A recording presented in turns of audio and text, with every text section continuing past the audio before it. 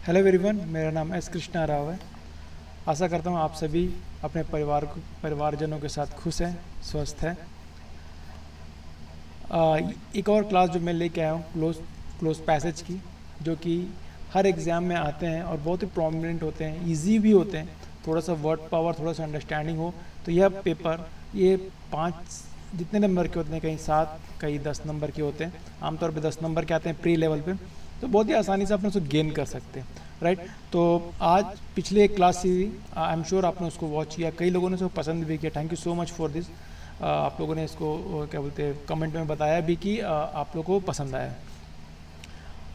यही उसी का आगे क्लोज पैसेज 2 है। ये भी, इसमें भी अराउंड 6 क्वेश्चन है। जनरली ये 7 या 10 नंबर के आते हैं। मैंने भी फिलहाल छोटे लेके आए हैं ताकि हम पहले छोटे कवर कर लेते हैं, बड़े हम करते रहेंगे, राइट। तो इसको मैं तरीका अपनाऊंगा कि कैसे हम कम से कम एफर्ट लगा के विद जीरो मिस्टेक, बिना गलती के हम कैसे जितना बनाएंगे। अगर आप, हो सकता है आप 10 नंबर का अप्रोच किया और आपने सिर्फ 8 ही बना पाया आपने, तो एटलीस्ट अगर आपने 8 बनाया तो 8 के 8 सही होना बहुत ज़रूरी है। ऐसा ना कि 8 बनाया उसमें भी 4 गलत हो गए, तो 8 में से 4 तो जाएंगे, फिर 4 नंबर बचेंगे और माइनस मार्किंग हो गए, 3 नंबर बचेंगे। तो अगर मैं ये बताने की कोशिश, अगर आप 8 बना रहे हैं तो 8 के 8 एब्सोल्युटली सही होना चाहिए। वो अप्रोच मैं आपको बताना चाहता हूँ, ठीक है। हम ग्रेजुअली पढ़ते हैं। Let's start the class. तो मैं बता दूँ, ये उन सभी अभ्यर्थियों के लिए क्लास है जो एसएससी, आईबीपीएस, आरबीआई, व्यापम और जो भी कॉम्पिटिटिव एग्ज़ाम जिसमें इंग्लिश आता हो, जैसे कैट हो गया या फिर मैट हो गया, उसके लिए फ्रूटफुल होगा, right. So this the question. जो पहली दफ़ा क्लोज पैसेज देख रहे हैं, ये क्लोज पैसेज कुछ ऐसे आएगा आपके लोग के लिए एग्जाम में। यहाँ से लेकर यहाँ तक आपके पास एक पैसेज होगा। जो पहली दफ़ा देख रहे हो उनके लिए, जो जस्ट रिसेंटली एग्ज़ाम देना स्टार्ट किए, ये एक बड़ा सा पैसेज होगा। इस पैसेज में देखिए 1 2 3 4, ऐसे ही करते 5, ऐसे ही 6 प्लेस है जहाँ पे वर्ड एक्चुअली नहीं है, ठीक है। तो हम उसको, जहाँ पे 1 नहीं है, जैसे 1 है, यहाँ पे एक कोई वर्ड आना चाहिए। वो वर्ड इन चारों में से, या 5 ऑप्शन जहाँ पे जितने भी होते हैं में से कौन सा होगा आपको फाइंड आउट करना, कि पहला होगा कि दूसरा होगा, तीसरा होगा, चौथा होगा। आप इस किस कंटेक्स्ट में लिखा हो उसको समझते हुए आप उसको बना सकते हैं, राइट। देखिए पहला क्या है। It is the white and gold Kerala sarees and mandus donned with fragrant jasmine flowers or the vibrant and colorful flower carpet. There is something about. यहाँ क्या बात कर रहा है, कि देखिए it is the white and gold Kerala sari and mundus adorned with fragrant jasmine flower और vibrant colourful flower carpet. There is something about. ये कुछ ऐसा कहने की कोशिश कर रहा है, चाहे वो सफ़ेद रंग का कुछ हो, चाहे गोल्ड साड़ी, केरला की साड़ी हो, या मुंडू से एक पहनावा है वो उसको पहना गया हो, और साथ ही साथ एक जैस्मिन फ्लावर की खुशबू हो, और बहुत ही वाइब्रेंट और कलरफुल फ्लावर के कारपेट हो। देयर इज़ समथिंग अबाउट, ठीक है। मतलब देखिए इसमें, या ये हो चाहे वो हो, उसमें कुछ खास बात है। चाहे सफ़ेद रंग का कुछ हो, चाहे गोल्ड की साड़ी हो, चाहे एक विशेष परिधान हो, उसमें खुशबू हो, किसी भी चीज़ में चाहे ये हो चाहे वो हो, ये कहने की कोशिश कर रहा है। अगर मैं यहाँ पे ये रखूँ, देखेंगे ऑप्शन नंबर 2 देखिए, वेदर। वेदर का मतलब होता है चाहे। इफ़ का मतलब यदि। इफ़ कई बार अलग अलग सेंस में भी इस्तेमाल करते हैं, आमतौर पे इफ़ यदि के लिए होते हैं।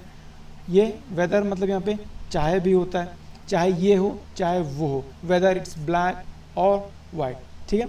ऑल मतलब सभी, टू मतलब दो।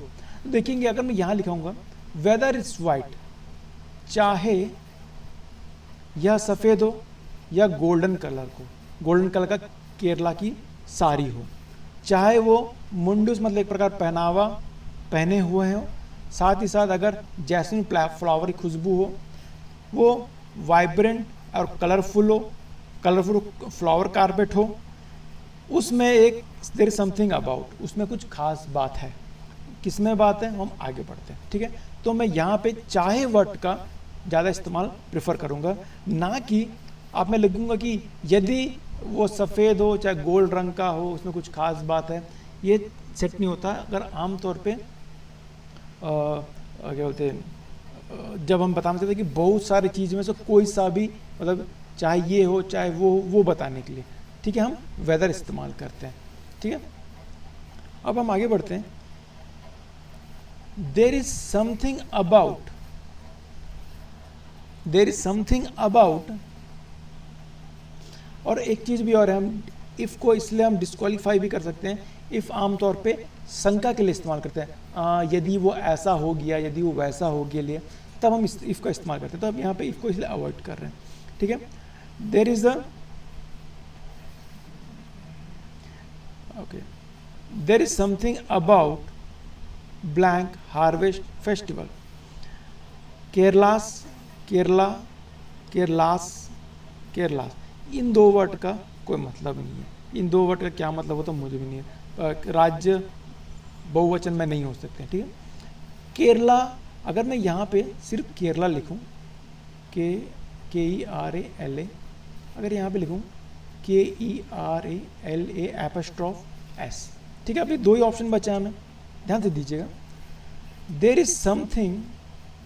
इज समथिंग अबाउट हार्वेस्टेड मतलब खेती वाला त्यौहार, ठीक है।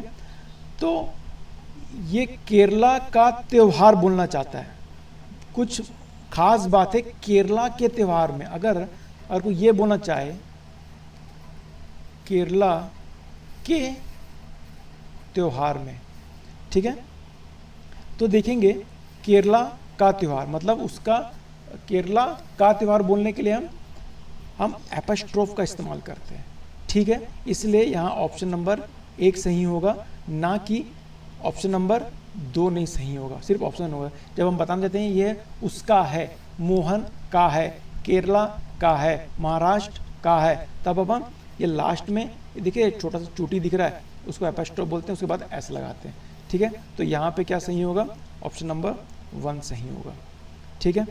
अपन एक और चीज़ में गलत कैसे होता है, केरला एक क्या अपने आप में नाउन है, राज्य एक नाउन है, और फेस्टिवल भी एक नाउन है, उसके सामने जो हार्वेस्ट लगा हुआ है एडजेक्टिव है, ठीक है।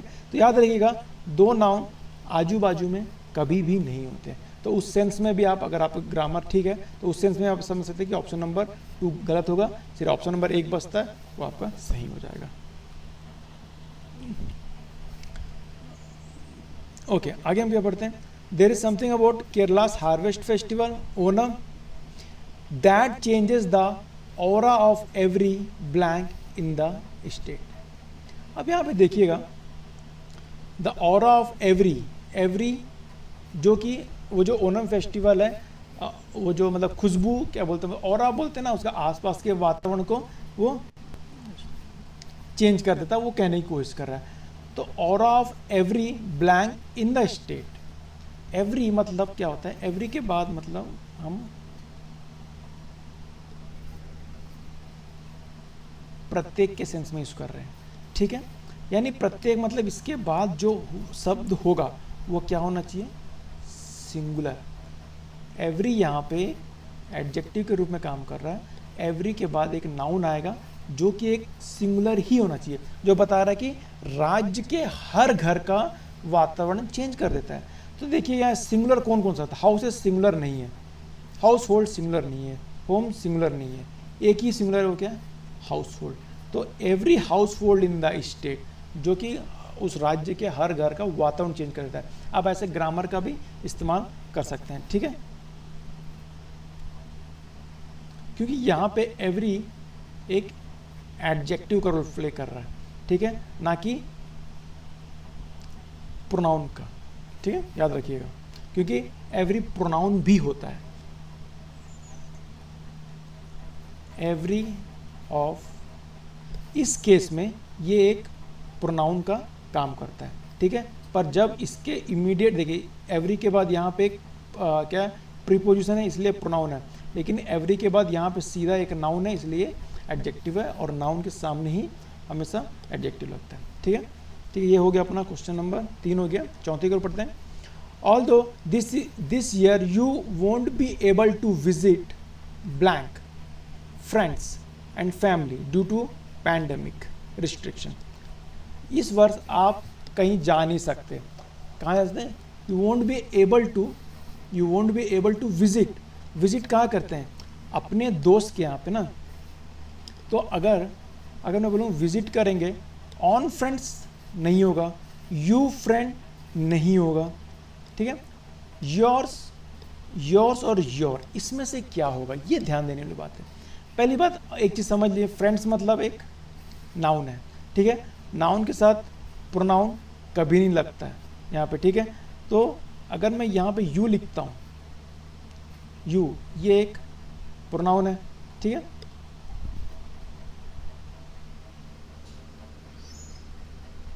तो ये तो नहीं होगा।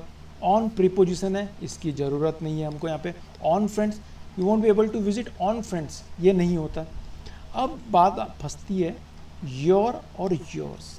याद रखिएगा, जैसे ये शब्द दिखेगा, याद रखिएगा योर्स के बाद कभी भी नाउन नहीं आता, ध्यान रखिएगा, हमेशा याद रखिएगा। Your will be the right. इस वर्ष आप अपने फ्रेंड के घर नहीं जा सकते, ठीक है। इसको और भी हम समझ सकते हैं, जैसे कि अगर आप मैं बताऊं, this is my, that is yours, this is my pen, that is yours. यह मेरा पेन है और वह वाला आपका पेन है।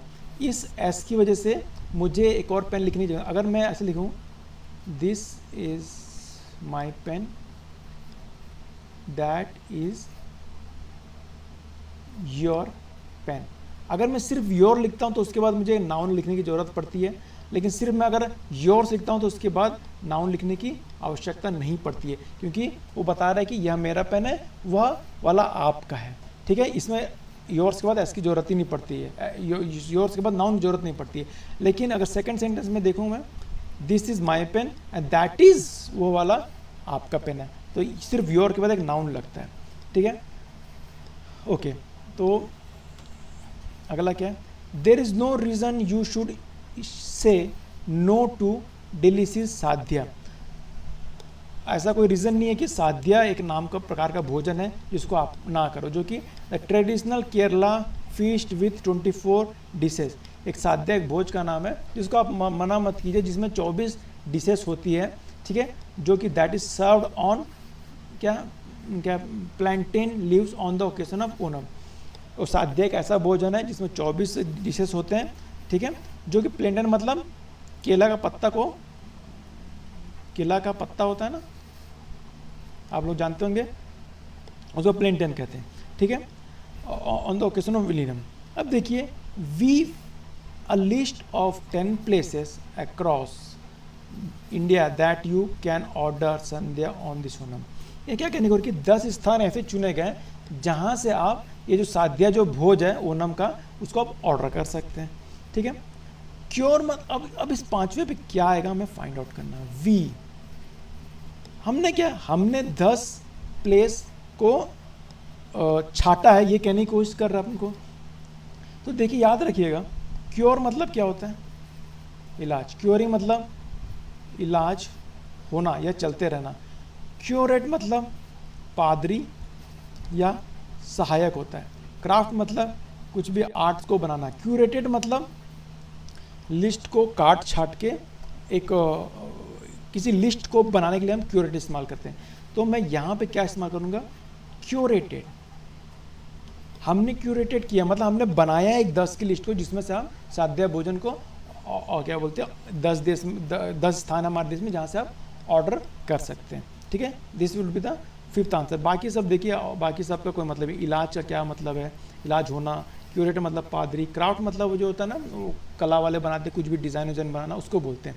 तो आई एम श्योर 5वां ही आंसर होगा और आप सब भी एग्री होंगे। ठीक है, क्या गया, from crunchy papadam to some parippu payasam these sadhyas blank sure to blow your mind. वो क्या कहने की कोशिश कर रहा है, देखिए ये साध्या के जो आइटम है, ये क्रंची पापड़म और सम परिप्पू पायसम, ये उस जो 24 आइटम होते हैं साध्या के, उनमें से कुछ आइटम है जो आपके होश उड़ा देंगे बोल रहा है। पर क्या कहने की कोशिश कर, ये देखना है आपको। देखिए दी साध्यास, ठीक है, देखिए दीस मतलब ये एक प्रोनाउन है, ठीक है, और वो प्रोनाउन है जो बता रहा है कि ये प्रोनाउन मतलब ये डेमोन्स्ट्रेटिव प्रोनाउन है, ठीक है, जो बता रहा है कि वो साध्यास एक से, यहाँ देखिए यहाँ साध्या उस डिश का नाम है और यहाँ पे एस लगा हुआ है, ठीक है, साध्या उस डिश का नाम है और यहाँ पे एस भी लगा हुआ है, और डेमोन्स्ट्रेटिव प्रोनाउन है जो कि एक से ज़्यादा के लिए बता रहा है। तो दिस साध्यास इज श्योर, तो छठवें में क्या आएगा, दिस साध्यास, अगर ये नाउन है तो उसके बाद क्या आएगा, वर भी आएगा। अब इसमें वर में से कौन सा आएगा, वर तो नहीं आएगा, वॉज भी नहीं आएगा, पास्ट की बात नहीं कर रहे हैं, प्रेजेंट की बात कर रहे हैं। अब इज आएगा कि आर आएगा, इस तब आता जब इसका सब्जेक्ट सिंगुलर होता, आर तब आएगा जब इसका सब्जेक्ट प्लूरल होगा। यहाँ पे देख लिए साध्यास जो कि सब्जेक्ट है, जो नाउन है प्लूरल है, तो आंसर क्या हो जाएगा, आंसर हो जाएगा आपका 2। ठीक है, आई होप ये क्लास आपको अच्छी लगी होगी, तो आप मेरे पढ़ाने के तरीके आपको अच्छे लगे होंगे। अगर आप किसी चीज़ में कुछ कमी लग रही है तो प्लीज़ मुझे कमेंट करके बताएं कि वेयर आई एम लैकिंग। अगर आपको कोई और चीज़ भी आपको चाहिए, कोई और क्लासेस इस प्रकार की क्लासेस चाहिए या तो आप मुझे कमेंट करके बता सकते हैं। अब प्लीज़ इस क्लास को आपने वॉच किया तो आई एम श्योर आपको अच्छा लगा होगा। Please share and subscribe my channel. Thank you so much.